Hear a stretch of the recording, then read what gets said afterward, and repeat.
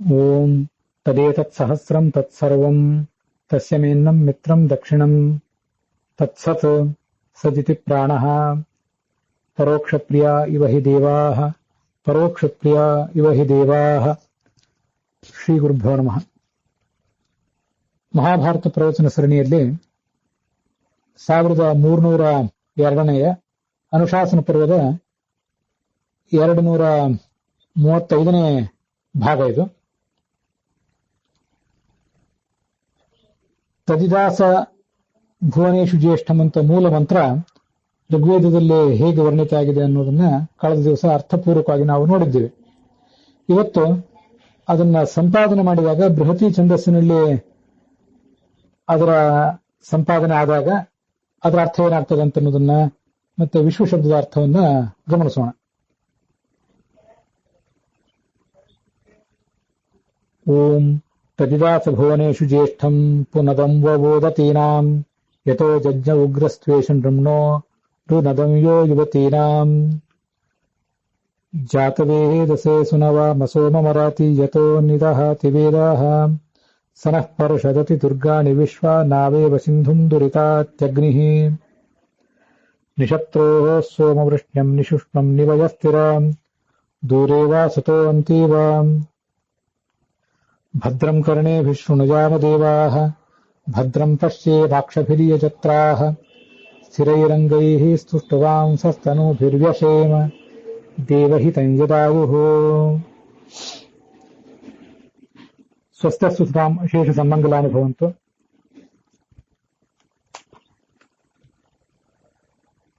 ಋಗ್ವೇದೆ ದಶಮೇ ಮಂಡಲೆ ಪ್ರೋಕ್ತಃ ಯೋಯಂ ಮಂತ್ರಃ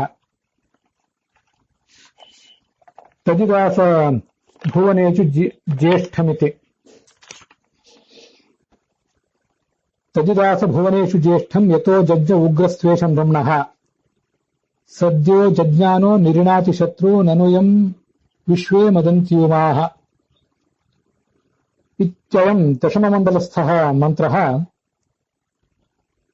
ಅಷ್ಟಮಮಂಡಲಸ್ಥೇನ ನದಂ ವೋದತೀನಾಂ ಇತ್ಯಾಖ್ಯೇನ ಸಾಕಂ ಸಂಪಾದಿತಃ ಬೃಹತಿ ಛಂದಸಿ ನಿಬದ್ಧಶ್ಚ ತಸ್ಯ ಇಮಮರ್ಥಂ ಅದ್ಯ ಸರ್ವೇ ವಯಂ ಆಕರಣಯಾಮಸ್ತಾವತ್.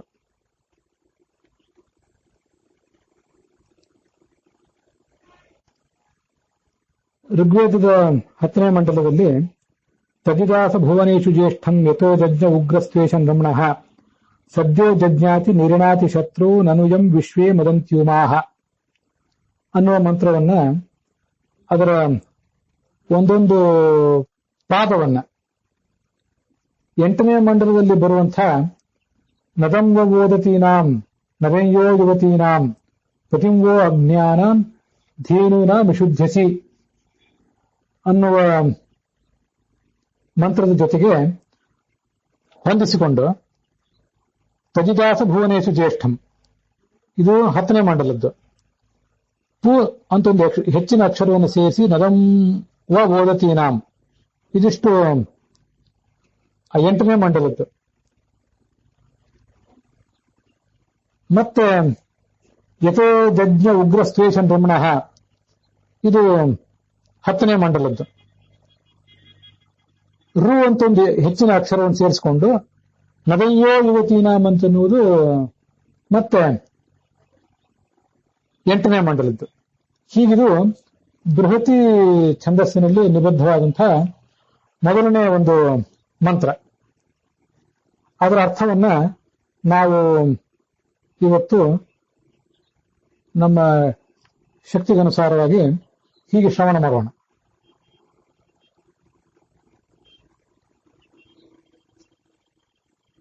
ಮಹಾತ್ಮರಾದಂಥ ರಘುನಾಥ ತೀರ್ಥರು ಈ ಮಂತ್ರಕ್ಕೆ, ಈ ಎಲ್ಲ ಮಂತ್ರಗಳಿಗೆ ತತ್ವಸಾರ ಅನ್ನುವ ವ್ಯಾಖ್ಯಾನವನ್ನ ಬರೆದಿದ್ದಾರೆ. ಆ ವ್ಯಾಖ್ಯಾನವನ್ನ ಗಮನಿಸಿ ಮತ್ತು ಸರ್ವಮೂಲದ ಕೆಲವು ಸಂಗತಿಗಳನ್ನ ಅವಕ್ಕೆ ಹೊಂದಿಸಿಕೊಂಡು ಈ ಒಂದು ಶ್ರವಣದ ಕಾರ್ಯಕ್ರಮವನ್ನು ನಾವು ಮುಂದುವರಿಸೋಣ. ಇದೇ ಈ ಮಂತ್ರವೇ ತಜಿದಾಸ ಭುವನೇಶು ಜ್ಯೇಷ್ಠಂ ಪುನದೈವ ಓದತೀನಾಂ ಯಥೋ ದಗ್ಧ ಉಗ್ರಸ್ತ್ವೇಷಂ ರಮಣಃ ಪುನದಯ್ಯೋ ಯುವತೀನಾಂ ಅನ್ನುವ ಮಂತ್ರವೇ ವಿಷ್ಣು ಸಹಸ್ರನಾಮದ ಮೊದಲನೇ ಮಂತ್ರ. ವಿಶ್ವಾಯ ನಮಃ ಅನ್ನುವುದರ ವಿವರಣವಾಗಿದೆ. ವಿಶ್ವಾಯ ನಮಃ ಅನ್ನುವುದು ಸಂಕ್ಷಿಪ್ತ ರೂಪವಾಗಿದೆ. ಇದು ಈ ಬೃಹತಿ ಸಹಸ್ರ ಮಂತ್ರ ವಿಸ್ತೃತ ರೂಪವಾಗಿದೆ. ಇಷ್ಟೇ ವ್ಯತ್ಯಾಸ.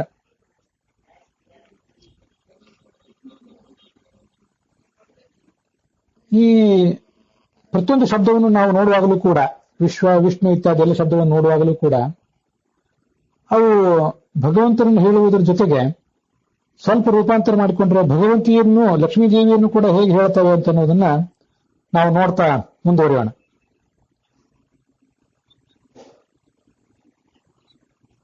ಈ ವಿಶ್ವ ಇತ್ಯಾದಿ ಶಬ್ದಗಳಿವೆ. ಇವಕ್ಕೆಲ್ಲ ವಿಶ್ವ ಅಂತಿದ್ದದನ್ನ ವಿಶ್ವ ಅಂತ ಪುಲ್ಲಿಂಗದಲ್ಲಿ ಹೇಳಿದ್ರೆ ಅಥವಾ ವಿಶ್ವಂ ಅಂತ ನಪುಂಸಕಲಿಂಗದಲ್ಲಿ ಹೇಳಿದ್ರೆ ಅದು ಭಗವಂತನನ್ನು ಹೇಳ್ತದೆ. ವಿಶ್ವ ಅಂತ ಹೇಳಿದ್ರೆ ಅದು ಲಕ್ಷ್ಮೀದೇವಿಯನ್ನು ಹೇಳ್ತದೆ. ಸ್ವಲ್ಪ ಬದಲಾವಣೆ ಮಾಡಿಕೊಂಡ್ರೆ ಶುಭಾಂಗ ಇತ್ಯಾದಿ ಶಬ್ದಗಳು ಬಂದಿವೆ. ಆ ಶುಭಾಂಗ ಇತ್ಯಾದಿ ಶಬ್ದಗಳು ಪುಲ್ಲಿಂಗದಲ್ಲಿದ್ದಾಗ ಭಗವಂತನನ್ನು ಹೇಳ್ತವೆ. ಸುಂದರವಾದಂತಹ ಸ್ವರೂಪ ಇದ್ದವನು ಅಂತ ಅದಕ್ಕೆ ಅರ್ಥ ಆಗ್ತದೆ. ಮತ್ತೆ ಅದನ್ನೇ ಶುಭಾಂಗಿ ಅಂತ ಹೀಗೆ ಹೇಳಿದ್ರೆ ಅದು ಕೂಡ ಭಗವಂತನನ್ನು ಹೇಳ್ತದೆ. ಇದು ಲಕ್ಷ್ಮೀದೇವಿಯನ್ನು ಹೇಳ್ತದೆ. ಹೇಮಾಂಗ ಬಂಗಾರದಂತೆ ವರ್ಣ ಇದ್ದವನು ಅಂತ ಅರ್ಥ ಅದಕ್ಕೆ ಪರಮಾತ್ಮನನ್ನು ಹೇಳ್ತದೆ. ಹೇಮಾಂಗಿ ಎನ್ನುವುದು ಲಕ್ಷ್ಮೀದೇವಿಯನ್ನು ಹೇಳ್ತದೆ. ಅಮೃತ ಪರಮಾತ್ಮನನ್ನು ಹೇಳ್ತದೆ. ನಾಶರಹಿತ ಅಂತ ಅರ್ಥ. ಅಮೃತ ಅಂತ ಹೇಳಿದ್ರೆ ಲಕ್ಷ್ಮೀದೇವಿಯನ್ನು ಹೇಳ್ತದೆ. ಇನ್ನೊಂದು ಸರಳವಾದಂತಹ ಉಪಾಯ ಇದೆ. ವಿಶ್ವ ಶಬ್ದಕ್ಕೆ ಪ್ರಿಯ ಅನ್ನೋ ಶಬ್ದವನ್ನು ಸೇರಿಸಿಬಿಟ್ರೆ ವಿಶ್ವಪ್ರಿಯ, ವಿಷ್ಣುಪ್ರಿಯ, ವಷತ್ಕಾರ ಪ್ರಿಯ, ಹೀಗೆ ಮತ್ತೊಂದು ಸುಂದರವಾದಂತಹ ಅರ್ಥವನ್ನು ನಾವು ನಿರ್ಮಿಸಿಕೊಂಡು ಲಕ್ಷ್ಮೀದೇವಿಯನ್ನು ಕೂಡ ಆ ಶಬ್ದಗಳಿಂದ ನಾವು ಅನುಸಂಧಾನಕ್ಕೆ ತಂದ್ಕೋಬಹುದು. ಪದ್ಮಪ್ರಿಯೇ ಪದ್ಮಹಸ್ತೆ ಪದ್ಮಾಲಯೇ ಪದ್ಮದಲಾಯತಾಕ್ಷಿ ವಿಶ್ವಪ್ರಿಯೇ ವಿಷ್ಣು ಮನೋನುಕೂಲೆ ಅಂತ ಶ್ರೀ ಸೂಕ್ತದಲ್ಲಿ ವಿಶ್ವಪ್ರಿಯ ಅಂತ ಲಕ್ಷ್ಮೀದೇವಿಯನ್ನು ಕರೆದಿದ್ದಾರೆ. ನಮಗದೆಲ್ಲ ಗೊತ್ತಿದೆ. ವಿಷ್ಣು ಮನೋನುಕೂಲ, ವಿಶ್ವ ಮನೋನುಕೂಲ, ಹೀಗೆ ಎಲ್ಲ ಶಬ್ದಗಳು ಅಲ್ಲಿ ತಯಾರಾಗ್ತವೆ. ಹೀಗೆ ಪ್ರಿಯ ಅನ್ನುವ ಶಬ್ದವನ್ನು ಸೇರಿಸಿಕೊಂಡು 2 ಅಕ್ಷರ ಜಾಸ್ತಿ ಆದ್ರೂ ತೊಂದರೆ ಇಲ್ಲ, 2 ಅಕ್ಷರ ಹೆಚ್ಚಾದ್ರೂ ತೊಂದರೆ ಇಲ್ಲ, ಮತ್ತೊಂದು ಶಬ್ದ ಅಥವಾ ವಿಶ್ವ ಅಂತ ನೇರವಾಗಾದ್ರೂ ಲಕ್ಷ್ಮೀದೇವಿಯನ್ನು ಹೇಳ್ಬಹುದು. ಯಾಕೆ ಈ ಪ್ರಯತ್ನ ಅಂದ್ರೆ ಲಕ್ಷ್ಮೀದೇವಿ ಭಗವಂತನಂತೆ ಸರ್ವಶಬ್ದ ವಾಚ್ಯಳಾಗಿದ್ದಾಳೆ. ಐತರೇಯ ಉಪನಿಷತ್ತಿನ ಭಾಷ್ಯದಲ್ಲಿಯೇ ಈ ಬೃಹತಿ ಸಹಸ್ರದ ಮಂತ್ರದ ಇತಿಹಾಸವನ್ನು ವರ್ಣನೆ ಮಾಡುವ ಪೂರ್ವದಲ್ಲಿಯೇ ಬ್ರಹ್ಮಾಂಡ ಪುರಾಣದ ಮಾತೊಂದನ್ನು ಆಚಾರ್ಯ ಉದ್ಧರಿಸ್ತಾರೆ. ಸರ್ವಶಬ್ದೋದಿತೌ ತಸ್ಮಾತ್ ಏತೌ ದ್ವಾವೇವ ನಾಪರಃ ಅನ್ಯೇ ಚೈವ ಮಿತೈ ಶಬ್ದೈ ಉಚ್ಯಂತೆ ನಾ ಮಿತೈ ಕ್ವಚಿತ್. ಸರ್ವಶಬ್ದವಾಚ್ಯರಾದವರು ಯಾರು? ಪರಮಾತ್ಮ ಮತ್ತೆ ಪ್ರಾಣದೇವ, ಇವರಿಬ್ಬರೇ. ಉಳಿದವರೆಲ್ಲ ಕೆಲವೇ ಶಬ್ದಗಳಿಂದ ವಾಚ್ಯರಾದವರು. ಶ್ರೀರಪಿ ಅಖಿಲ ಶಬ್ದೋಕ್ತ ವಿಷ್ಣುವನ್ನತು ಮುಖ್ಯತಃ. ಲಕ್ಷ್ಮೀದೇವಿಯೂ ಕೂಡ ಸಕಲ ಶಬ್ದಗಳಿಂದ ವಾಚ್ಯರಾಗಿದ್ದಾಳೆ. ಆದರೆ ಎಲ್ಲಾ ಶಬ್ದಗಳ ಮುಖ್ಯಾರ್ಥ ಇರುವುದು ಆ ಪರಮಾತ್ಮನಲ್ಲಿಯೇ ಆಗಿದೆ. ಅಮುಖ್ಯಾರ್ಥ ಇರುವುದು ಆ ಪರಮಾತ್ಮನ ಬಳಿಕ ಲಕ್ಷ್ಮೀ ಮುಖ್ಯ ಪ್ರಾಣ ಇವರಲ್ಲಿ. ತಸ್ಮಾತ್ ಅಮಿತನಾಮಾನವು ಅಪಿತವು ಮಿತನಾಮವತ್ ಶ್ರೀಶ್ಚ ವಾಯುಶ್ಚ ವಿಷ್ಣುಸ್ತು ಮುಖ್ಯೋಕ್ತೇ ಅಮಿತಾಭಿಧ. ಶ್ರೀ ಮತ್ತು ಲಕ್ಷ್ಮಿ ಇಬ್ಬರೂ ಕೂಡ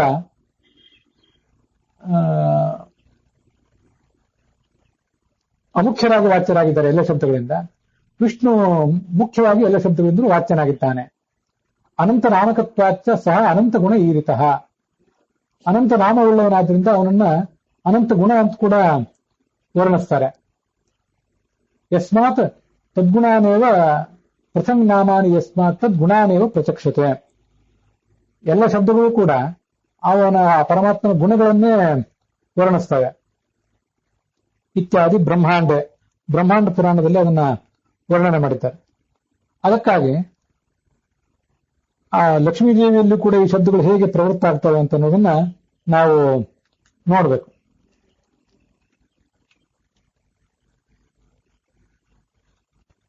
ಈ ತದಿದಾಸ ಅನ್ನುವ ಸೂಕ್ತದ ಪಠಣದಿಂದ ಸಾಧಕನಾದವನಿಗೆ ಎಲ್ಲಾ ಫಲಗಳು ಸಿಗ್ತಾವೆ ಅಂತ ವರ್ಣನೆ ಮಾಡ್ತಾರೆ. ತದಿದಾಸಂ ಜಪೇತ್ ಸೂಕ್ತಂ ಏಕವಾರಂ ದಿನೇ ದಿನೇ ನವಭಿಃ ಕೋಟಿಭಿಃ ಮಂತ್ರೈಃ ಯತ್ಫಲಂ ಲಭತೆ ತು ತತ್.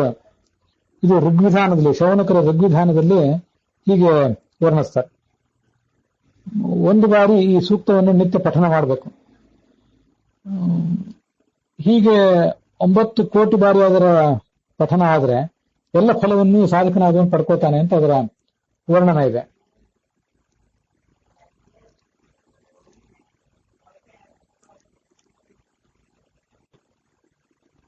ಇದಕ್ಕೆ ಅನ್ವಯ ಅರ್ಥ ಹೀಗಾಗ್ತದೆ. ಹೇ ಇಂದ್ರ ಅಂತ ಮೊದಲು ಅದನ್ನು ಸಂಬೋಧನೆ ಮಾಡ್ಕೋಬೇಕು. ಇದಕ್ಕೆ ತಿಷ್ಟುಪ್ ಛಂದಸ್ಸು ಮೂಲ ಮಂತ್ರಕ್ಕೆ. ಇಂದ್ರ ಅದರ ದೇವತೆ. ಇಂದ್ರನ ಪರವಾಗಿಯೂ, ಪ್ರಾಣದೇವನ ಪರವಾಗಿಯೂ ಮತ್ತೆ ಪರಮಾತ್ಮನ ಪರವಾಗಿಯೂ 3 ಅರ್ಥಗಳನ್ನ ಒಟ್ಟಾರೆ ಇದಕ್ಕೆ ನಾವು ಹೇಳ್ಬಹುದಾಗಿದೆ.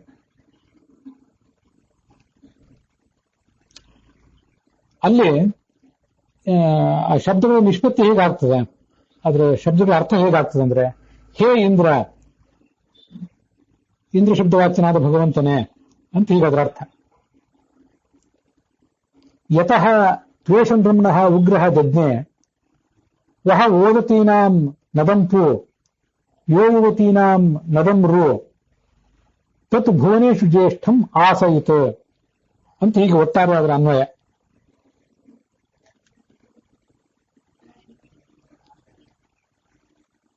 ಯತಃ ಯಾವ ಭಗವಂತನಿಂದ, ಇಂದ್ರ, ಹೇ ಇಂದ್ರ, ಇಂದ್ರ ಶಬ್ದವಾಚ್ಯನಾದ ಭಗವಂತನೇ, ಮುಖ್ಯ ಪ್ರಾಣನೇ, ದೇವರಾಜನಾದ ಇಂದ್ರನೇ. ಯತಃ ಯಾವ ಭಗವಂತನಿಂದ, ತ್ವೇಷಂ ಬ್ರಹ್ಮಣಃ,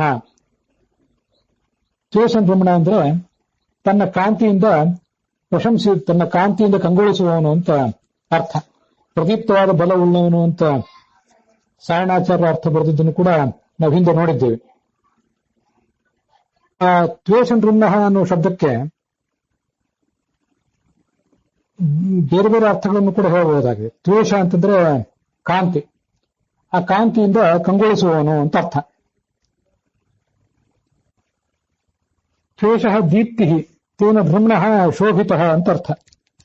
ಇದು ರಘುನಾಥ ತೀರ್ಥರು ಬರೆದಿರುವಂತಹ ಅರ್ಥ. ಉಗ್ರಹ ರುದ್ರ ಅಂತ ಹೀಗರ್ಥ. ಉಗ್ರ ಶಬ್ದದಿಂದ ವಾಚ್ಯನಾದಂಥ ಆ ರುದ್ರದೇವ ಹುಟ್ಟಿದ.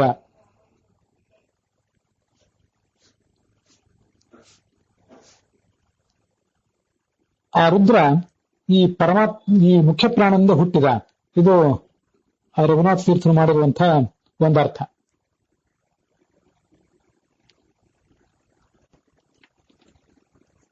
ಯಾವ ಮುಖ್ಯ ಪ್ರಾಣದಿಂದ ಆ ಉಗ್ರ ಶಬ್ದದ ವಾಚ್ಯನಾದಂತಹ ರುದ್ರ ಹುಟ್ಟಿದನೋ ಅಂಥ ಓದತೀನಾಂ ನದ ಅಂದ್ರೆ ಎಲ್ಲ ವೇದಗಳ ಅಧಿಪತಿಯಾದಂಥ ಮುಖ್ಯ ಪ್ರಾಣನನ್ನ ಪೋಷಿಸಿದಂಥ, ಅವನನ್ನ ಅನುಗ್ರಹಿಸಿದಂಥ ಭಗವಂತ ಅಂತ ಅರ್ಥವನ್ನ ರಘುನಾಥ ತೀರ್ಥರು ಹೇಳಿದ್ದಾರೆ. ನಾವು ಉಗ್ರ ಎಂಬ ಶಬ್ದಕ್ಕೆ ರುದ್ರ ಅಂತ ಅರ್ಥ ಇಟ್ಕೊಳ್ಬಹುದು. ರುದ್ರ ಅಂತ ಅರ್ಥ ಇಟ್ಕೊಳ್ಳದೆ ಹೋದ್ರೆ ಉಗ್ರ ಎಂಬ ಶಬ್ದಕ್ಕೆ ನೇರವಾಗಿ ಚತುರ್ಮುಖ ಅನ್ನೋ ಅರ್ಥವನ್ನು ಕೂಡ ನಾವು ಇಟ್ಕೊಳ್ಬಹುದು. ತ್ವೇಷಂ ಬ್ರಹ್ಮಣಃ ಕಾಂತಿಯಿಂದ ಕಂಗೊಳಿಸುವಂಥ ಉಗ್ರಹ ಚತುರ್ಮುಖ ಬ್ರಹ್ಮನು. ಯತಃ ಯಾವ ಪರಮಾತ್ಮನಿಂದ ಪ್ರಜ್ಞೆ ಹುಟ್ಟಿದ.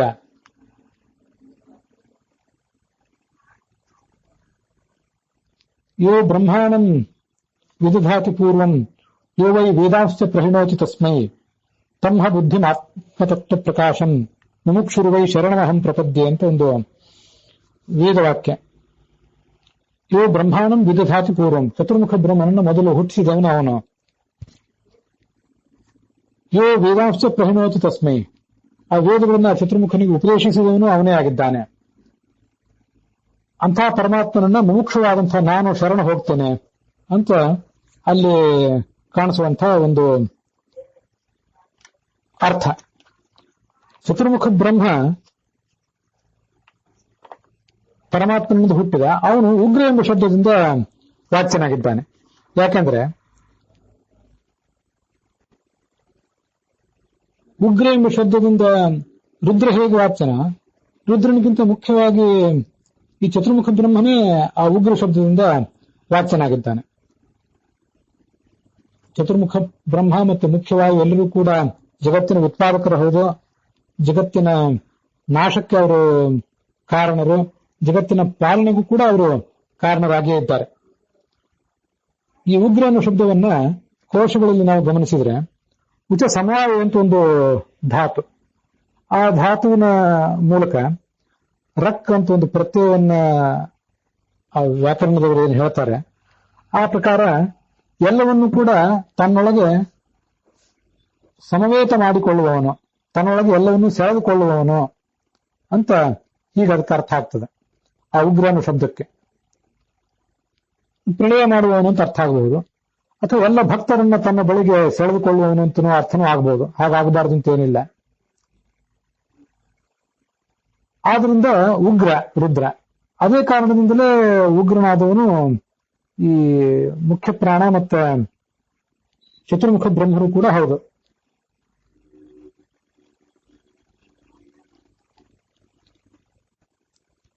ಈ ಮುಖ್ಯ ಪ್ರಾಣನನ್ನ ಉಕ್ತ ಅಂತ ಕರೆದಿದ್ದಾರೆ.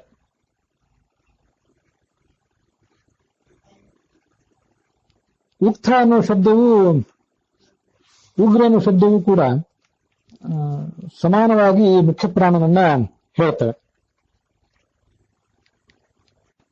ಉಕ್ತಂ ಪ್ರಾಣೋ ವಾ ಉಕ್ತಂ ಪ್ರಾಣೋ ಹೀದಂ ಸರ್ವಂ ಉತ್ಥಾಪಯತೆ ಉತ್ ಹವಾ ಉತ್ ಹ ಅಸ್ಮಾ ಉಕ್ತವಿತ್ ವೀರಃ ತಿಷ್ಠತಿ ಉಕ್ತಸ್ಯ ಸಾಯುಜ್ಯಂ ಸರ್ವಕತಾಂ ಜಯತಿ ಏವಂ ವೇದ ಇತಿ ಪಂಚದಶಂ ಬ್ರಾಹ್ಮಣಂ. ಇದು ಬೃಹದಾರಣ್ಯಕ ಉಪನಿಷತ್ತಿನ 7ನೇ ಅಧ್ಯಾಯದ 15ನೇ ಬ್ರಾಹ್ಮಣ. ಮುಖ್ಯ ಪ್ರಾಣನೇ ಉಕ್ತನಾಗಿದ್ದಾನೆ.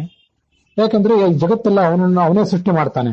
ಜಗತ್ತಿನ ಅದರ ತನ್ನ ಕ್ರಿಯೆಯಲ್ಲಿ ಪ್ರತಿಯೊಂದು ವಸ್ತುವನ್ನು ಚೇತನವನ್ನು ತೊಡಗಿಸುವವನು ಅವನೇ. ಇದು ಉಕ್ತ ಅಂತ ಏನು ಬಂದಿದೆಯಲ್ಲ, ಉತ್ಥಾಪಯತಿ ಎಬ್ಬಿಸುವವನು ಅಂತ ಅರ್ಥ. ಹಾಗೆ ಉಗ್ರ ಅಂದ್ರೆ ಉದ್ಗ್ರಸತಿ, ಜಗತ್ತೆಲ್ಲವನ್ನು ಕೂಡ ನುಂಗುವವನು ಅಂತ ಅರ್ಥ, ತನ್ನ ಬಳಿಗೆ ಸೆಳೆದುಕೊಳ್ಳುವವನು ಅಂತ ಅದರ ಅರ್ಥ. ಭಗವಂತನನ್ನಂತೂ ಹೇಳೇ ಹೇಳ್ತದೆ. ಚತುರ್ಮುಖ ಬ್ರಹ್ಮ ಮತ್ತು ಮುಖ್ಯ ಪ್ರಾಣನನ್ನು ಶಬ್ದ ಹೀಗೆ ಹೇಳ್ತದೆ. ಆದ್ರಿಂದ ಈಗಿನ ವ್ಯಾಕರಣದಂತೆ ಅದಕ್ಕೆ ರಕ್ ಅಂತ ಒಂದು ಪ್ರತ್ಯಯವನ್ನು ಹೇಳಿ ಆ ಪ್ರತ್ಯಯಕ್ಕೆ ಯಾವುದೋ ಅರ್ಥವನ್ನ ಹೇಳಲಿಕ್ಕೆ ಸಾಧ್ಯ ಆಗೋದಿಲ್ಲ. ನಮಗೆ ವ್ಯರ್ಥವಾದ ಪ್ರತ್ಯಯ, ಕೇವಲ ರೂಪ ನಿಷ್ಪತ್ತಿಗಾಗಿ ಪ್ರತ್ಯಯ ಹೇಳಬೇಕು. ಅದ್ರ ಬದಲು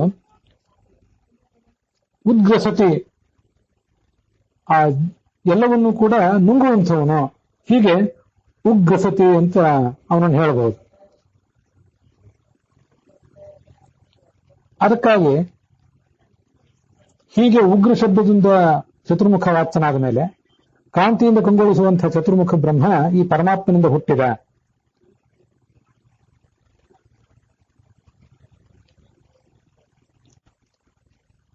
ಅನ್ವಯಾನುಸಾರ ಅರ್ಥವನ್ನು ನೋಡ್ಲಿಕ್ಕೆ ಹೊರಟಾಗ ಯತಃ ತ್ವೇಷಂದ್ರಮ್ನಃ ಉಗ್ರಹ ಯಜ್ಞೆ ಮುಂದೆ ವಹ ಅಂತ ಶಬ್ದ ಇದೆ. ವಹ ಅಂದ್ರೆ ನಿಮಗೆ ಸಂಬಂಧಪಟ್ಟದ್ದು ಅಂತ ಹೀಗೆಲ್ಲ ಅರ್ಥ ಆಗ್ತದೆ. ಆ ಭಗವಂತನೇ ಅಂತ ಇಂದ್ರಿಯ ಶಬ್ದವಾಚನಾದ ಭಗವಂತನನ್ನು ಸಂಬೋಧಿಸಿ ವಹ, ಇಂದ್ರ ಅಂತ ಏಕವಚನದಲ್ಲಿದೆ, ಮುಂದೆ ವಹ ಅಂತ ಬಹುವಚನದಲ್ಲಿದೆ. ಆ ಬಹುವಚನ ಯಾಕೆಂದ್ರೆ ಆ ಭಗವಂತನಿಗೆ ಗೌರವವನ್ನು ತೋರಿಸ್ಲಿಕ್ಕಾಗಿ ಅಂತ ರಘುನಾಥ ತೀರ್ಥರ ವ್ಯಾಖ್ಯಾನದಲ್ಲಿ ಕಂಡು ಬರ್ತದೆ. ಈ ಗೌರವವನ್ನು ತೋರಿಸಲಿಕ್ಕಾಗಿ ಅನ್ನುವಂತಹ ಅರ್ಥ ಅಂತೂ ಶ್ರೇಷ್ಠವಾದ ಅರ್ಥವೇ. ಅದಲ್ಲದೆ ಇನ್ನೂ ಒಂದು ಅರ್ಥವನ್ನು ಕೂಡ ನಾವು ತಿಳ್ಕೊಳ್ಬಹುದು. ಯಾಕೆಂದ್ರೆ ವಹ ನಿಮ್ಮಿಂದ ಹುಟ್ಟಿದಂಥ, ಓದತೀನಾಂ ಅಂತ ಅನ್ನೋದಕ್ಕೆ ನೀರು ಅಂತ ಅರ್ಥ ಮಾಡಿದ್ದಾರೆ. ನೀರು ಮತ್ತೆ ಅಪಾಂ ವಾಚಾಂ ಗವಾಂಚ, ನೀರು, ಶಾಸ್ತ್ರಗಳು ಮತ್ತು ಗೋವುಗಳು, ಇವಿಷ್ಟು ಅರ್ಥಗಳನ್ನ ರಘುನಾಥ ತೀರ್ಥರು ತತ್ವಸಾರ ವ್ಯಾಖ್ಯಾನದಲ್ಲಿ ಮಾಡಿದ್ದಾರೆ.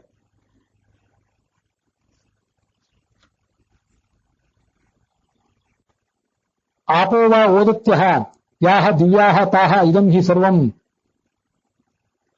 ಉಂದನತ್ಯಾಪೋ ವಾ ಓದತ್ಯಃ ಯಾಹ ಮುಖ್ಯಾಹ ತಾಹ ಇದಂ ಸರ್ವಂ ಅನ್ನಾದ್ಯ ಮುಂದಂತಿ ಅಂತ ಇದು ಐತರೆಯ ಆರಣ್ಯಕದಲ್ಲಿ ಮೊದಲನೇ ಆರಣ್ಯಕದಲ್ಲಿ 3ನೇ ಅಧ್ಯಾಯದಲ್ಲಿ ಪಂಚಮ ಖಂಡದಲ್ಲಿ ಬರುವಂತಹ ಮಂತ್ರ ಇದು. ಹಾಗಾಗಿ ಓದತೀನಾಂ ಅಂತಂದ್ರೆ ಎಲ್ಲವನ್ನೂ ಕೂಡ ಒದ್ದೆ ಮಾಡುವವು ಅಂತ ಅದಕ್ಕರ್ಥ. ನೀರು ಎಲ್ಲವನ್ನೂ ಒದ್ದೆ ಮಾಡ್ತದೆ. ಈ ಭೂಮಿಯ ನಿವಾಸಿಗಳನ್ನು ಎಲ್ಲರನ್ನೂ ಕೂಡ ನೀರು ಒದ್ದೆ ಮಾಡ್ತದೆ, ನಮಗದು ಗೊತ್ತಿದೆ. ಅದಕ್ಕಾಗಿ ಓದತೀನಾಂ ಅಂತ ಏನು ಶಬ್ದ ಇದೆ, ಅದಕ್ಕೆ ಮುಂದೆ ಅಪಾಮಿತಿ ಶೇಷ, ನೀರು ಅಂತಲ್ಲಿ ಶೇಷ ಪೂರ್ಣ ಮಾಡಿಕೊಳ್ಬೇಕು. ಎಲ್ಲವನ್ನೂ ಒದ್ದೆ ಮಾಡುವ ನೀರನ್ನ ನೀವು ಸೃಷ್ಟಿಸಿದ್ದೀರಿ. ವಹ, ನಿಮಗೆ ಸಂಬಂಧಪಟ್ಟ ನೀವು ಸೃಷ್ಟಿಸಿದ ಓದತೀನಾಂ ಎಲ್ಲವನ್ನೂ ಒದ್ದೆ ಮಾಡುವ ನೀರಿನ ನದಂ ಅಧಿಪತಿಯಾದಂಥ ಮುಖ್ಯ ಪ್ರಾಣನನ್ನು ಪಾಲಿಸುವಂತಹ ಆ ಮುಖ್ಯ ಪ್ರಾಣನನ್ನ ಯಾವತ್ತೂ ಅನುಗ್ರಹಿಸುವಂತಹ ಭಗವಂತ ಅಂತ ಇಷ್ಟು ಅರ್ಥ ಆಗ್ತದೆ. ಅಪಾಮ್ ಅಂತ ಶೇಷ ಇಟ್ಕೊಳ್ಬೇಕು ಅಂತ ರಘುನಾಥ ತೀರ್ಥರಲ್ಲಿ ವ್ಯಾಖ್ಯಾನ ಮಾಡಿದ್ದಾರೆ. ಮತ್ತೆ ಅದಕ್ಕೆ ಸಂಬಂಧಪಟ್ಟಂತೆ ಆಪೋವ ಓದತ್ಯ ಅಂತ ಐತರೆಯ ಆರಣ್ಯಕದಲ್ಲಿ ಬರುವಂತಹ ಒಂದು ವೇದವಾಕ್ಯವನ್ನು ಕೂಡ ಉದ್ಧರಿಸಿದ್ದಾರೆ. ಆಪಹ ಅಂತಲ್ಲಿ ಶಬ್ದ ಬಂದಿರುವುದರಿಂದ ಆಪಹ ಅನ್ನೋ ಶಬ್ದದಿಂದಲೇ ನಾವು ವೇದವಾಕ್ಯ ಅನ್ನೋ ಅರ್ಥವನ್ನೇ ಮುಖ್ಯವಾಗಿ ಇಟ್ಕೊಳ್ಳೋಣ. ನೀರು, ವಾಣಿಗಳು ಅಂದ್ರೆ ಶಾಸ್ತ್ರಗಳು, ಮತ್ತೆ ಹಸುಗಳು, ಈ 3 ಅರ್ಥವನ್ನ ರಘುನಾಥ ತೀರ್ಥರು ಹೇಳಿದ್ದಾರೆ. ಮುಖ್ಯವಾಗಿ ನಾವು ಈ ನೀರು, ಗಾಳಿ, ನೀರು ಮತ್ತು ಗೋವುಗಳ ಎರಡನ್ನು ಬಿಟ್ಟು ವಾಕ್ಗಳು, ಶಾಸ್ತ್ರಗಳನ್ನು ಇಟ್ಕೊಳ್ಳೋಣ. ಅದರಲ್ಲೂ ವೇದಾದಿ ಸತ್ಶಾಸ್ತ್ರಗಳು ಅದೆಲ್ಲವನ್ನು ಆಪಹ ಎಂಬ ಶಬ್ದದಿಂದ ಇಟ್ಕೊಳ್ಳೋಣ. ಛಾಂದೋಗ್ಯೋಪನಿಷತ್ತಿನ 3ನೇ ಅಧ್ಯಾಯದ ಮಧುವಿದ್ಯೆಯ ಬಳಿಕ ಆಪಹ ವೇದವಾಚಃ ಸುರೈರ್ಭೋಗ್ಯಾಃ ಸುರೈಃಪೇಯಾಃ ಭೋಗ್ಯತ್ವಾದ ಆಪೀರಿತಾಃ ಅಂತ ಭಾಷ್ಯದಲ್ಲಿ ವರ್ಣನೆ ಮಾಡಿದ್ದಾರೆ. ಮೂಲದಲ್ಲಿ ಆಪಹ ಅಂತ ಶಬ್ದ ಇದೆ. ಆಪಿ ಅಂತ ಐತಿ ಆಪಹ. ದೇವತೆಗಳು ಈ ವೇದವಾಕ್ಯಗಳನ್ನ ಕುಡಿತಾರೆ, ಚೆನ್ನಾಗಿ ಅದನ್ನ ಭಕ್ಷಣ ಮಾಡ್ತಾರೆ. ಅದನ್ನ ವೇದವಾಕ್ಯಗಳನ್ನು ತಿನ್ನುವುದು ಅಂದ್ರೆ ವೇದವಾಕ್ಯಗಳನ್ನು ಅವರು ಮನನ ಮಾಡುವುದು ಅಂತ ಅರ್ಥ. ಹೀಗೆ ಚೆನ್ನಾಗಿ ದೇವತೆಗಳಿಂದ ಮನನ ಮಾಡಲ್ಪಡುವುದರಿಂದ ಆ ವೇದವಾಕ್ಯಗಳಿಗೆ ಆಪಹ ಅಂತ ಹೇಳ್ತಾರೆ. ಆ ಅರ್ಥವನ್ನೇ ಮುಖ್ಯವಾಗಿ ಇಟ್ಕೊಳ್ಳೋಣ. ಆ ವೇದವಾಕ್ಯಗಳೇ ಓದತಿಗಳು ಕೂಡ ಆಗಿವೆ. ಭಗವಂತನಲ್ಲಿ ಭಕ್ತಿಯನ್ನು ಹುಟ್ಟಿಸಿ ನಮ್ಮ ಹೃದಯವನ್ನು ಒದ್ದೆ ಮಾಡಿ ಆ ಎಲ್ಲರಿಗೂ ಕೂಡ ನಮ್ಮ ಹೃದಯದಲ್ಲಿ ಭಕ್ತಿ ಜ್ಞಾನ ವೈರಾಗ್ಯಗಳನ್ನ ಅವು ಹುಟ್ಟಿಸ್ತವೆ. ಈ ಅರ್ಥವನ್ನ ರಘುನಾಥ ತೀರ್ಥರು ಬರೆದಿದ್ದಾರೆ. ಆದ್ರಿಂದ ಆಪೋಹಿಷ್ಠಾಮಯೋಭುವ ಆಪಃ ಪುನಂತು ಪೃಥಿವೀ ಹಿರಣ್ಯವರ್ಣ ಶುಟೇ ಪಾವಕಾಹ ಇತ್ಯಾದಿ ಎಲ್ಲಾ ಮಂತ್ರಗಳಲ್ಲೂ ಕೂಡ ಮುಖ್ಯವಾಗಿ ಆಪಹ ಎಂಬ ಶಬ್ದದಿಂದ ವೇದನ ಅರ್ಥವನ್ನೇ ಇಟ್ಕೊಳ್ಬೇಕು ಅಂತ ಅನ್ನೋದು ಪ್ರಾಚೀನ ಕಾಲದ ಜ್ಞಾನಿಗಳಿಗೂ ಸಮ್ಮತ ಅಂತ ನನಗೆ ಇದನ್ನೆಲ್ಲ ಓದಿದಾಗ ಕಾಣಿಸ್ತದೆ. ಹಿಂದಿನ ಕೆಲವು ಪ್ರಸಂಗಗಳಲ್ಲಿ ಆಪಹ ಅಂತೆಲ್ಲ ಬಂದಲ್ಲೆಲ್ಲ ನೀರು ಅಂತ ಅರ್ಥ ಇಟ್ಕೊಳ್ದೇನೆ ಜಲಾಭಿಮಾನಿ ದೇವತೆಗಳು ಅಲ್ಲದೇನೆ ಎಲ್ಲ ಜಲಾಭಿಮಾನಿ ಬ್ರಹ್ಮಾದಿ ಎಲ್ಲ ಜಲಾಭಿಮಾನಿ ದೇವತೆಗಳು ಮತ್ತೆ ವೇದಗಳು ಅನ್ನೋ ಅರ್ಥವನ್ನು ಇಟ್ಕೊಂಡಿದ್ದೇವೆ. ನಾವು ಹಿಂದೆ ಅದನ್ನೆಲ್ಲ ಮನನ ಮಾಡ್ಕೊಂಡಿದ್ದೇವೆ. ಅದಕ್ಕೆಲ್ಲದಕ್ಕೂ ಕೂಡ ಈ ಒಂದು ಸಮ್ಮತಿ ಇದೆ, ರಘುನಾಥ ತೀರ್ಥರಂತಹ ಮಹಾತ್ಮರ ಒಂದು ಸಮ್ಮತಿ ಇದೆ ಅಂತ ಗೊತ್ತಾಗ್ತದೆ ಇದನ್ನು ಓದಿದಾಗ. ಆದ್ರಿಂದ ವಹ ಓದತೀನಾಂ, ಭಗವಂತನೇ ನೀನು ಸೃಷ್ಟಿಸಿದ ಶಾಸ್ತ್ರಗಳು, ಆ ಶಾಸ್ತ್ರಗಳ ಅಧಿಪತಿಯಾದಂತಹ ಚತುರ್ಮುಖ ಅಥವಾ ಮುಖ್ಯ ಪ್ರಾಣ, ಅವನನ್ನು ನೀನು ಜ್ಞಾನಭಕ್ತಿ ವೈರಾಗ್ಯಾದಿಗಳನ್ನು ಕೊಟ್ಟು ಯಾವತ್ತೂ ಅನುಗ್ರಹಿಸ್ತಿ. ನಿನ್ನ ಪುತ್ರ ಅವನು. ನದ ಅಂದ್ರೆ ಅಧಿಪತಿ ಅಂತ ಅರ್ಥ. ಪ್ರಾಣೋವೈ ನದಃ ಅಂತ ಒಂದು ವೇದವಾಕ್ಯವನ್ನು ರಘುನಾಥ ತೀರ್ಥರು ಕೂಡ ಉದ್ಧರಿಸ್ತಾರೆ. ಮುಖ್ಯ ಪ್ರಾಣಂ ಬ್ರಹ್ಮಪದದಾನೇನ ಅಭೀಷ್ಟ ಪೂರ್ಣೇನ ಚ ಪಾಲಯತಿ. ಆತನ ಅಭೀಷ್ಟಗಳನ್ನು ಪೂರೈಸಿ ಆತನಿಗೆ ಚತುರ್ಮುಖ ಬ್ರಹ್ಮನ ಪದವಿಯನ್ನು ಕೊಟ್ಟು ಆತನನ್ನ ಪಾಲಿಸ್ತಾನೆ. ಆದ್ರಿಂದ ನಾವೇನು ಅರ್ಥ ಮಾಡ್ಕೊಳ್ಬೇಕು, ವಹ ಅಂತ ಅನ್ನೋದಕ್ಕೆ ಬಹುವಚನ ಏನಿದೆಯಲ್ಲ, ಬಹುವಚನ ಭಗವಂತನ ಗೌರವಕ್ಕಾಗಿ, ಭಗವಂತನ ಕುರಿತು ನಾವು ತೋರಿಸುವಂತ ಗೌರವಕ್ಕಾಗಿ ಅಂತ ತತ್ವಸಾರ ವ್ಯಾಖ್ಯಾನದಲ್ಲಿ ಹೇಳಿದ್ದಾರೆ. ಅದಲ್ಲದೇನೆ ಓದತಿ ಅಂದ್ರೆ ಎಲ್ಲ ವೇದಾದಿ ಶಾಸ್ತ್ರಗಳು, ಇತಿಹಾಸ ಪುರಾಣಾದಿಗಳು ಅಂತ ನಾವು ಅರ್ಥ ಮಾಡಿಕೊಂಡಾಗ, ವಹ ಭಗವಂತನೇ ನೀನು ನಿನ್ನ ಅನೇಕ ರೂಪಗಳಿಂದ ಈ ಋಗಾದಿ ವೇದಗಳನ್ನ ಜಗತ್ತಿಗೆ ಕೊಟ್ಟಿದ್ದೆ, ಮತ್ತೆ ಮಹಾಭಾರತಾದಿಗಳನ್ನ ವ್ಯಾಸಾದಿ ರೂಪಗಳಿಂದ ಕೊಟ್ಟಿರುವೆ. ಎಲ್ಲ ಒಂದೇ ರೂಪದಿಂದ ನೀನು ಇದನ್ನು ಮಾಡಲಿಲ್ಲ. ಮೂಲ ರಾಮಾಯಣವನ್ನು ಒಂದು ರೂಪದಿಂದ ರಚಿಸಿದ್ದೆ, ಮಹಾಭಾರತವನ್ನ ಮತ್ತೊಂದು ರೂಪದಿಂದ ನೀನೇ ರಚಿಸಿದ್ದೆ, ಕಪಿಲ ಇತ್ಯಾದಿ ರೂಪಗಳಿಂದ ಕಾಪಿಲ ಯೋಗವನ್ನು ರಚನೆ ಮಾಡಿದ್ದೆ, ದತ್ತಾತ್ರೇಯ ಯೋಗ ಇತ್ಯಾದಿ ಗ್ರಂಥಗಳನ್ನ ದತ್ತ ರೂಪದಿಂದ ರಚನೆ ಮಾಡಿದ್ದೆ. ಅದಕ್ಕಾಗಿ ವಹ ಬಹುವಚನ. ಯಾಕೆಂದ್ರೆ ನಿನ್ನ ಅನೇಕ ರೂಪಗಳಿಂದ ನೀನು ಈ ಜಗತ್ತಿಗೆ ಕೊಟ್ಟಿರುವಂತಹ, ಅನುಗ್ರಹಿಸಿರುವಂತಹ ಓದತೀನಾಂ ಜಗತ್ತನ್ನ ತಮ್ಮ ಪ್ರವಾಹದಿಂದ ತೋಯಿಸುವಂತಹ, ಆರ್ದ್ರವನ್ನಾಗಿ ಮಾಡುವಂತಹ ಈ ವೇದಾದಿ ಶಾಸ್ತ್ರಗಳೇನಿವೆ ಅವುಗಳ ಅಧಿಪತಿಯೇ ಈ ಮುಖ್ಯ ಪ್ರಾಣ. ಚತುರ್ಮುಖ ಬ್ರಹ್ಮನೂ ಹೌದು. ಅವನನ್ನು ನೀನು ಪೋಷಿಸ್ತೀಯ. ತತ್ಪತಿರು ವಾಯುರೀಶ್ವರ ಅಂತ ಬೃಹದಾರಣ್ಯಕ ಉಪನಿಷತ್ತಿನ ಭಾಷ್ಯದಲ್ಲಿ, ವಾಗ್ವೈ ಬೃಹತಿ ತಸ್ಯಾಯೇಷ ಪತಿ ತಸ್ಮಾದು ಬೃಹಸ್ಪತಿ, ಮುಖ್ಯ ಪ್ರಾಣನನ್ನು ಬೃಹಸ್ಪತಿ ಬ್ರಹ್ಮಣಸ್ಪತಿ ಅಂತ ಹೇಳಿದ್ದಾರೆ. ಯಾಕೆಂದ್ರೆ ವಾಗ್ವೈ ಬೃಹತಿ, ಸರಸ್ವತಿ ಭಾರತೀ ದೇವಿಯರನ್ನ ವಾಕ್ ಅಂತ ಹೇಳ್ತಾರೆ, ಅವರನ್ನು ಬ್ರಹ್ಮ ಅಂತ ಕೂಡ ಹೇಳ್ತಾರೆ. ವಾಗ್ವೈ ಬ್ರಹ್ಮ. ಅವರಿಬ್ಬರ ಪತಿಗಳಾದಂತಹ ಮುಖ್ಯ ಪ್ರಾಣ ಮತ್ತು ಚತುರ್ಮುಖ ಬ್ರಹ್ಮರನ್ನ ಬ್ರಹ್ಮಣಸ್ಪತಿ ಮತ್ತು ಬೃಹಸ್ಪತಿ ಅಂತ ಹೇಳ್ತಾರೆ. ಹಾಗಾಗಿ ಆ ವೇದಗಳ ಪತಿಯಾದವನು ಈ ಮುಖ್ಯ ಪ್ರಾಣನೇ. ಅವನನ್ನ ಪೋಷಿಸುವಂಥ ಭಗವಂತ ಅಂತ ಹೀಗೆ ಅರ್ಥ ಆಗ್ತದೆ. ಅದಕ್ಕಾಗಿ ವಹ ಅನ್ನುವುದನ್ನ ನಿನ್ನ ಅನೇಕ ರೂಪಗಳಿಂದ ಅಂತ ಅರ್ಥ ಮಾಡಿಕೊಳ್ಳುವುದು ನನಗೆ ಮಹತ್ವದ್ದಾಗಿ ಕಾಣಿಸ್ತು. ಇದ್ರ ಬಗ್ಗೆ ವಿದ್ವಾಂಸರು ತಮ್ಮ ಅಭಿಪ್ರಾಯವನ್ನು ಕೇಳಿ ತಿಳಿಸಬೇಕು.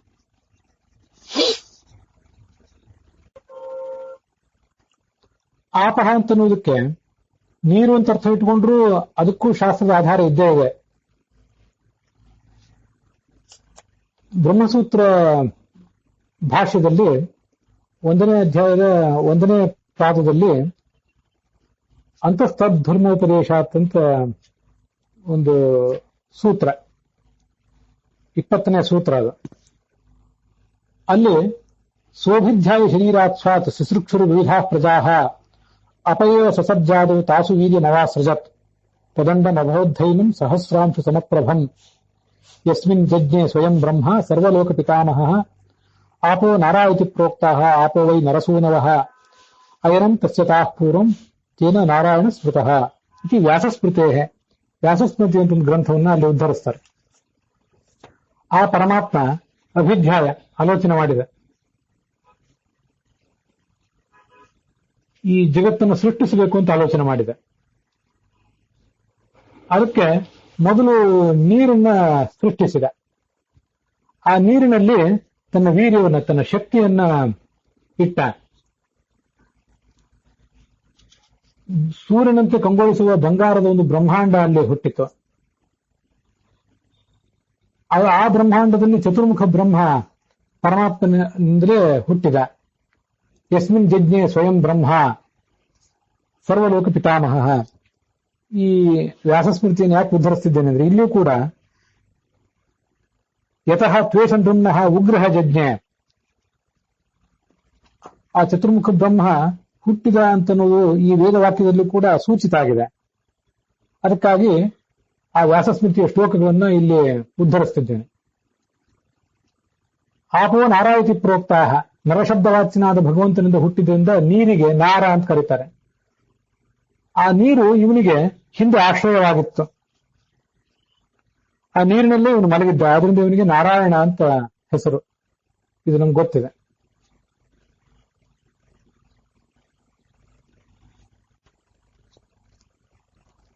ರಘುನಾಥ ತೀರ್ಥರು ಆ ಉಗ್ರ ಶಬ್ದಕ್ಕೆ ಚತುರ್ಮುಖ ಅಂತ ಅರ್ಥವನ್ನು ಕೂಡ ಹೇಳಿದ್ದಾರೆ. ಅದನ್ನ ನಾನು ಮೊದಲನೇ ಸರಿ ಹೇಳುವಾಗ ಮರೆತೆ. ಉಗ್ರ ಅಂತ ಯಾಕೆ? ತ್ವತ್ತಃ ಉಚ್ಚೈಹಿ ರಕ್ಷತೀತಿ ಉಗ್ರಹ ಉತ್ಪೂರ್ವಾತ್ ರಕ್ಷತೆ ಕರ್ತರಿ ಡಪ್ರತ್ಯಯ.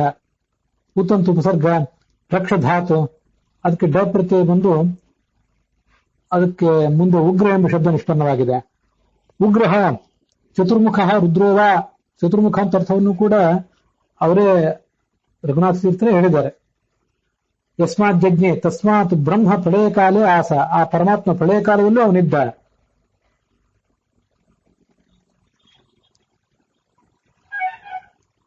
ಮುಂದೆ ನಾವು ನೋಡಬೇಕಾದ ವೇದ ಭಾಗ ಯೋ ಯುವತೀನಾಂ ನದಂ ರು ತತ್ ಭುವನೇಶು ಜ್ಯೇಷ್ಠಂ ಆಸಯಿತು ಅಂತ. ಯೋ ಯುವತಿ ಅಂತ ಶಬ್ದ ಇದೆ. ಯೋ ಯುವತಿ ಅಂತಂದ್ರೆ ಅದು ಕೂಡ ಈ ವೇದಗಳನ್ನು ಹೇಳುವಂತಹ ಶಬ್ದವೇ. ಆಪೋದ ಯೋ ಯುವತ್ಯ ಯಾ ಸ್ವೇದತೆ ತಾಹಿ ಸರೀಸೃಪ್ಯಂತ ಇವ ಇತಿ ಶ್ರುತೇ.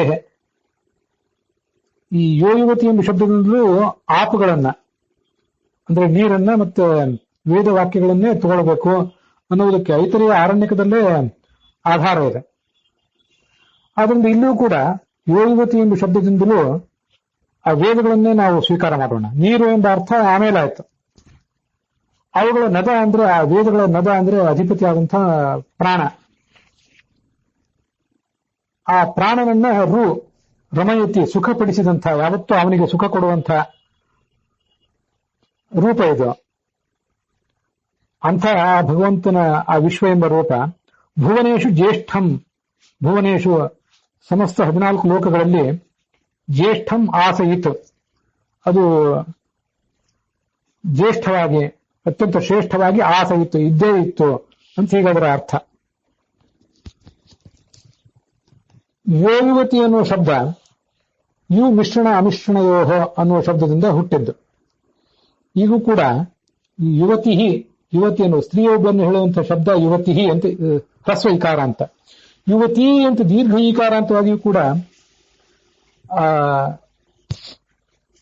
ಯುವತಿಯನ್ನ ಹೇಳುವುದಿದೆ.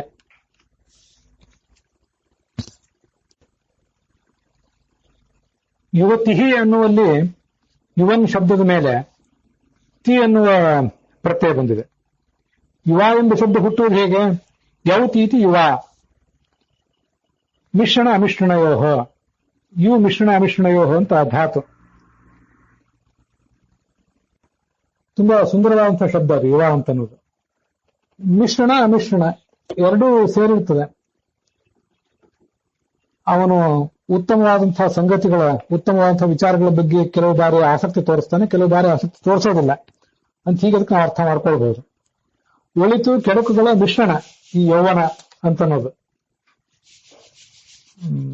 ಎಲ್ಲರ ಯೌವನದಲ್ಲೂ ಕೂಡ ಅನೇಕ ಆದರ್ಶಗಳು, ಸದ್ವಿಚಾರಗಳು ಇದ್ದೇ ಇರ್ತವೆ. ಆದ್ರಿಂದ ಒಳಿತು ಕೆಡುಕುಗಳ ಮಿಶ್ರಣವೂ ಕೂಡ ಅನೇಕ ತಪ್ಪು ಮಾರ್ಗಗಳಿಗೂ ಹಾದಿ ಮಾಡಿಕೊಡುವಂಥದ್ದು ಈ ಯೌವನವೇ. ಇದು ಹೀಗೆ ಮಿಶ್ರಣ, ಒಳಿತು ಕೆಡುಕುಗಳ ಮಿಶ್ರಣ ಇರುವುದರಿಂದ ಯವತೀತಿ ಯುವ. ಎಲ್ಲ ಯುವಕರು ಕೂಡ ಒಳಿತು ಕೆಡುಕುಗಳ ಮಿಶ್ರಣವೇ ಆಗ್ತಾರೆ ಅಂತಿಲ್ಲ. ಕೆಲವರು ಕೇವಲ ಕೆಡಕುಗಳ, ದುಷ್ಟತನಗಳ ಜೀವನ ನಡೆಸಬಹುದು, ಕೆಲವರು ಕೇವಲ ಸಜ್ಜನಿಕೆ ಜೀವನ ನಡೆಸಬಹುದು. ಆದ್ರಿಂದ ಮಿಶ್ರಣವೂ ಹೌದು, ಅಮಿಶ್ರಣವೂ ಹೌದು. ಅದು ಯು ಧಾತುವಿಗೆ ಅರ್ಥ ಇದೆ. ಅದರಿಂದ ಹುಟ್ಟಿರುವಂಥದ್ದು ಯವತೀತಿ ಯುವ ಅಂತ.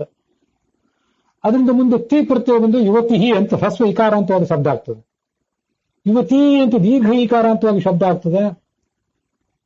ಅದಕ್ಕೆ ಯು ಶಬ್ದದ ಯು ಧಾತುವಿನ ಮೇಲೆ ಶತ್ರು ಪ್ರತ್ಯಯ ಬಂದು ನೀ ಪ್ರತ್ಯಯ ಬಂದು ಯುವತಿ ಅಂತ ದೀರ್ಘ ಆಗ್ತದೆ. ಇದನ್ನು ವ್ಯಾಕರಣದಲ್ಲಿ ನಾವು ನೋಡುವಂತಹ ವಿಧಾನ. ಎರಡಕ್ಕೂ ಕೂಡ ಪ್ರಾಪ್ತ ಯೌವನ ಯುವತಿ, ಯೌವನವನ್ನ ಆಗ ತಾನೇ ಪಡ್ಕೊಂಡವಳು, ಪಡ್ಕೊಂಡು ಸ್ವಲ್ಪ ಕಾಲ ಆದವಳು ಅಂತ ಕೂಡ ಅರ್ಥ ಆಗ್ತದೆ. ಅಥವಾ ಹಾಗೆ ಆಗ್ಬೇಕು ಅಂತೇನಿಲ್ಲ, ಸ್ತ್ರೀ ಸಾಮಾನ್ಯ, ಯಾವುದೇ ಸ್ತ್ರೀ ಅಂತ ಕೂಡ ಅರ್ಥ ಆಗಬಹುದು.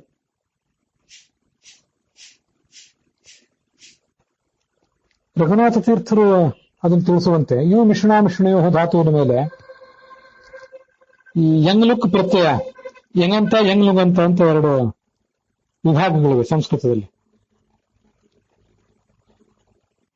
ಭವತಿ ಅಂದ್ರೆ ಆಗುತ್ತಾನೆ, ಗೋಭೂಯತೆ ಅಂದ್ರೆ ವಿಶೇಷವಾಗಿ ಆಗ್ತಾನೆ ಅಂತ ಅರ್ಥ. ಅದು ಯಂಗಂತ ಪ್ರತ್ಯಯ. ಯಂಗ್ಲುಕ್ನಲ್ಲಿ ಬೋಧವೀತಿ ಅಂತ ಆಗ್ತದೆ. ಅದಕ್ಕೆ ಯಂಗ್ ಪ್ರತ್ಯಯ ಬಂದು ಬೋಭೂಯತೆ ಅಂತ ಆಗುವುದಕ್ಕೂ ಬಂದ ಯಂಗ್ ಪ್ರತ್ಯಯ ಹೊರಟು ಹೋಗಿ ಬೋಭವೀತಿ ಅಂತ ಆಗುವುದಕ್ಕೂ ಅರ್ಥ ಒಂದೇ, ಶಬ್ದದಲ್ಲಿ ಮಾತ್ರ ಸ್ವಲ್ಪ ವ್ಯತ್ಯಾಸ ಇದೆ. ಶಬ್ದದಲ್ಲಿ ವ್ಯತ್ಯಾಸ ಆಗಿ ಅರ್ಥ ಏನು ಸಮಾನವಾಗಿರ್ತದಂದ್ರೆ ವಿಶೇಷವಾಗಿ ಆಗ್ತಾನೆ ಅಂತ ಅದರ ತಾತ್ಪರ್ಯ. ಇರುವುದು ಅಂದ್ರೆ ಸಾಮಾನ್ಯವಾಗಿರುವುದು, ವಿಶೇಷವಾಗಿ ಏನನ್ನಾದ್ರೂ ಮಾಡುವುದು ಆಗುವುದಿದ್ರೆ ಅದಕ್ಕೆ ಬೋಭೂಯತೆ ಬೋಭವೀತಿ ಅಂತ ಹೀಗೆ ಆಗ್ತದೆ. ಹಾಗೆ ಈ ಯು ಧಾತುವಿಗೂ ಕೂಡ ಯಂಗ್ ಪ್ರತ್ಯಯ ಬಂದು ಅದು ಲುಪ್ತವಾದಾಗ ಪವನಃಪುಣ್ಯ ಭಿಷಾರ್ಥೇವ ಮತ್ತೆ ಮತ್ತೆ ಅಂತ ಅರ್ಥ, ಅಥವಾ ಚೆನ್ನಾಗಿ ಅಂತ ಅರ್ಥ. ಈ ಅರ್ಥದಲ್ಲಿ ಯಂಗ್ ಪ್ರತ್ಯಯ ಬಂದು ಲುಪ್ತ ಆದ್ಮೇಲೆ ಧಾತುವಿಗೆ ಅತು ಪ್ರತ್ಯಯ ಬಂದು, ಶತ್ರು ಪ್ರತ್ಯಯವನ್ನು ಹೇಳಲಿಲ್ಲ ರಘುನಾಥ ತೀರ್ಥರು, ಅತು ಪ್ರತ್ಯಯವನ್ನು ಹೇಳಿದ್ದಾರೆ, ಅತಿ ಪ್ರತ್ಯಯವನ್ನು ಹೇಳಿದ್ದಾರೆ. ಅಲ್ಲಿ ಇಕಾರ ಲುಪ್ತವಾಗಿ ಧಾತುವಿಗೆ ಯು ಅಂತಿದ್ದದ್ದು ದ್ವಿತ್ವ ಬಂದು ಯು ಅಂತ ಅದು ಡಬಲ್ ಆದ್ಮೇಲೆ ಗುಣ ಬಂದು ಯುವಂಗ್ ಆದೇಶ ಬಂದು ಯುವತ್ ಅಂತ ಶಬ್ದ ಆಗ್ತದೆ. ಮುಂದೆ ಅದಕ್ಕೆ ನೀಪ್ ಪ್ರತ್ಯಯ ಬಂದು ಸ್ತ್ರೀಲಿಂಗದಲ್ಲಿ ಯುವತಿ ಅಂತ ದೀರ್ಘ ಶಬ್ದ ಆಗ್ತದೆ. ಗಮನಶೀಲಾನಾಂ ಅಪಾಂ ಭಗವತ್ತತ್ವ ಅವಗಮಕಾನಾಂ ವಾಚಾಂ ದೇಶಾಂತರ ಗಮನಶೀಲಾಂ ವಾಚಾಂ ಚನದಂ ಸ್ವಾಮಿನ ಮುಖ್ಯ ಪ್ರಾಣಂ ರಮಯತಿ ಇತ್ಯರ್ಥ. ಹಾಗಾದ್ರೆ ಯುವತಿ ಅನ್ನೋ ಶಬ್ದಕ್ಕೆ ಅರ್ಥ ಏನಾಯ್ತು? ಸತತವಾಗಿ ಹರಿಯುವ ನದಿಗಳು, ನೀರು ಹರಿತಾ ಇರ್ತದೆ ಒಂದಲ್ಲ ಒಂದು ಕಡೆ, ಒಂದು ರೂಪದಿಂದ ಮತ್ತೊಂದು ರೂಪಕ್ಕೆ ಹೋಗ್ತದೆ. ಮಳೆಯಿಂದ ಬಂದು ಬಾವಿ ನದಿಗಳಿಗೆ ಸೇರಿತು, ಅಲ್ಲಿಂದ ನಮ್ಮ ಹೊಟ್ಟೆ ಸೇರಿತು, ಹೊಟ್ಟೆಯಿಂದ ಮತ್ತೆ ನಮ್ಮ ಶರೀರದಿಂದ ಮತ್ತೆ ಹೊರಗೆ ಹೋಯಿತು, ಮತ್ತೆ ಭೂಮಿಯಿಂದ ಮರಳಿ ಮನುಷ್ಯನ ಆಹಾರವಾಗಿ ಹೊರ ಬರ್ತದೆ. ಹೀಗೆ ನೀರು ಯಾವತ್ತೂ ಸತತವಾಗಿ ಹೋಗ್ತಾ ಇರುವುದಾದ್ರಿಂದ ಅದಕ್ಕೆ ಯೋಯುವತಿ ಅಂತ ಹೇಳ್ತಾರೆ. ಭಗವಂತನನ್ನು ವಿಶೇಷವಾಗಿ ಪ್ರತಿಪಾದನೆ ಮಾಡುವಂಥವು ಈ ಶಾಸ್ತ್ರಗಳು, ಆದ್ರಿಂದ ಅದನ್ನೇ ಯೋಯುವತಿ ಅಂತಲೂ ಹೇಳ್ತಾರೆ. ಮುಖ್ಯವಾಗಿ ನಮಗೆ ನೀರಿನಗಿಂತ ಯೋಯುವತಿ ಓದತಿ ಎಲ್ಲ ಶಬ್ದಗಳಿಂದಲೂ ಮುಂದೆ ಬರುವಂತಹ ಘ್ನಿ ಅನ್ನೋ ಶಬ್ದದಿಂದಲೂ ನಮಗೆ ಮನಸ್ಸಿಗೆ ಹೆಚ್ಚು ಮನದಟ್ಟಾಗುವಂತಹ ಅರ್ಥ ಅಂದ್ರೆ ಈ ವೇದಶಾಸ್ತ್ರಗಳೇ. ಆ ವೇದಾದಿ ಶಾಸ್ತ್ರಗಳನ್ನೇ ನಾವಿಲ್ಲಿ ಯೋಯುವತಿ ಇತ್ಯಾದಿ ಶಬ್ದಗಳಿಂದ ಇಟ್ಕೊಂಡಾಗ ಅದರ ನದ ಅಂದ್ರೆ ಅದರ ಅಧಿಪತಿ ಅಂಥ ಮುಖ್ಯ ಪ್ರಾಣನನ್ನು ರುಹು ಅಂದ್ರೆ ಸುಖಪಡಿಸುವವನು ಅಂತಿಷ್ಟು ಅರ್ಥ ಆಗ್ತದೆ. ರಮಧಾತು ಅದಕ್ಕೆ ಡು ಪ್ರತ್ಯಯ ಬರಬೇಕು. ಮುಂದೆ ಸರ್ವದಾ ಸುಖರೂಪನಾದಂತಹ ವಾಯುವನ್ನ ನೀನು ಸುಖಪೂರ್ಣನನ್ನಾಗಿಟ್ಟಿದ್ದಿ ಅಂತ ಅರ್ಥ ಆಗ್ತದೆ. ಮುಂದೆ ತತ್ ಭುವನೇಶು ಜ್ಯೇಷ್ಠ ಮಾಸ ಈತು ಅಂತಿದೆಯಲ್ಲ, ತತ್ ಅಂತಂದ್ರೆ ಶಾಸ್ತ್ರದಲ್ಲಿ ಪ್ರಸಿದ್ಧವಾದಂತ ಅರ್ಥ ನಮ್ಗೆ ಗೊತ್ತಿದೆ. ಅದಲ್ಲದೆ ತತ್ ಅಂದ್ರೆ ಇನ್ನೊಂದು ವಿಶಿಷ್ಟವಾದ ಅರ್ಥವನ್ನು ನಾವು ಹೇಳಬೇಕು. ಬೃಹದಾರಣ್ಯಕ ಭಾಷ್ಯದಲ್ಲಿ ಮೂಲ ಉಪನಿಷತ್ನಲ್ಲಿ ತತ್ ಶಬ್ದ ಇದೆ. ತದ್ಹ ಏತದೇವ ತದಾಸ ಸತ್ಯಮೇವ ಸಯೋಹೈತಂ ಮಹದ್ಯಜ್ಞಂ ಪ್ರಥಮಜಂ ವೇದ ಸತ್ಯಂ ಬ್ರಹ್ಮೇತಿ ಜಯತೀಮಾನ್ ಲೋಕಾನ್ ಅಂತ. ಇದು 7ನೇ ಅಧ್ಯಾಯದಲ್ಲಿ 4ನೇ ಬ್ರಾಹ್ಮಣ ವಾಸುದೇವ ಭಗವಂತನ ಪ್ರಥಮ ಅವತಾರ ಅಂತ ವರ್ಣನೆ ಮಾಡುವಂತಹ ಒಂದು ಪ್ರಸಂಗ ಅದು. ಅಲ್ಲಿ ತತತ್ವಾದೇಕ ರೂಪತ್ವಾತ್ ತತ್ಪರಂ ಬ್ರಹ್ಮಕೀರ್ತಿತಂ ತದೇವ ತಾದೃಶಂ ಪ್ರೋಕ್ತಂ ನೈವಾನ್ಯತ್ ತಾದೃಶಂ ಕ್ವಚಿತ್ ತದೇತತ್ ಸತ್ಯಮೇವಾಸೀತ್ ವಾಸುದೇವಾಖ್ಯಮವ್ಯಯಂ ಅಂತ ಬ್ರಹ್ಮತರ್ಕದ ಒಂದು ಆಧಾರವನ್ನು ಹೇಳಿ ಆಚಾರ್ಯರು ವರ್ಣನೆ ಮಾಡಿದ್ದಾರೆ. ಪರಮಾತ್ಮ ವ್ಯಾಪ್ತನಾದ್ದರಿಂದ ಮತ್ತೆ ವ್ಯಾಪ್ತನಾದ ಕಾರಣದಿಂದ ತತ್ವ ಅಂತ ಹೆಸರು, ಏಕರೂಪನಾದ ಕಾರಣದಿಂದ ಏತತ್ವ ಅಂತ ಹೆಸರು. ನಮಗೆ ತತ್ವ ಅಂದ್ರೆ ಅದು ಅಂತನೂ, ಅದಂದ್ರೆ ದಟ್, ಏತತ್ ಅಂದ್ರೆ ದಿಸ್, ಇಷ್ಟೇ ನಮ್ಗೆ ಅರ್ಥ ಗೊತ್ತಿರೋದು. ಆಗ ಪರಮಾತ್ಮ ತತ ವ್ಯಾಪ್ತನಾದ್ರಿಂದ ತತ್ ಅಂತ ಅವನಿಗೆ ಹೆಸರು. ಏಕರೂಪನಾದ್ರಿಂದ ಯಾವತ್ತೂ ಒಂದೇ ರೂಪದಿಂದ ಇರುವುದರಿಂದ ಅವನಿಗೆ ಏತತ್ ಅಂತ ಹೆಸರಿದೆ.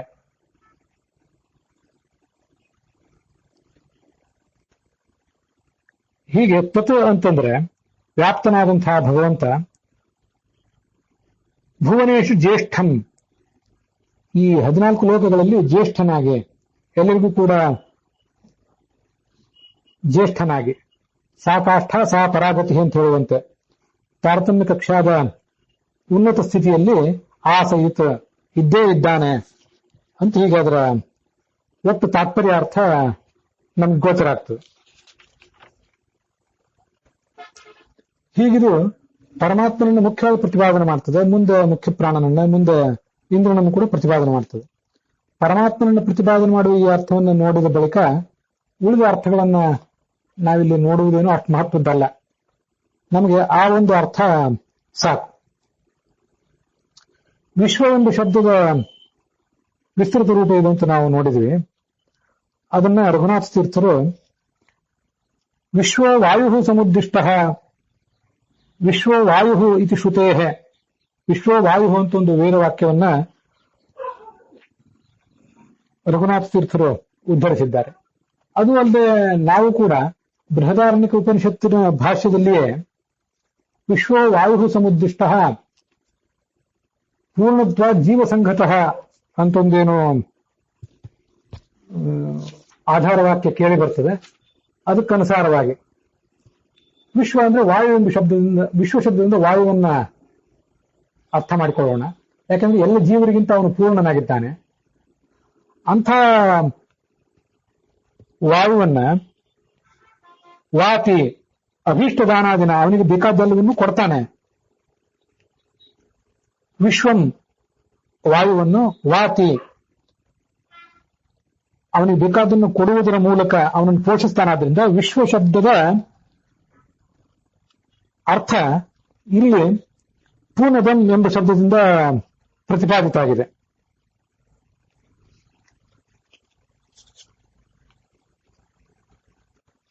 ನದಪು, ನದ ಅಂದ್ರೆ ಆ ಎಲ್ಲ ವೇದಗಳ ಅಧಿಪತಿಯಾದಂತಹ ಮುಖ್ಯ ಪ್ರಾಣ, ಅವನನ್ನ ಪೋಷಿಸುತ್ತಾನೆ.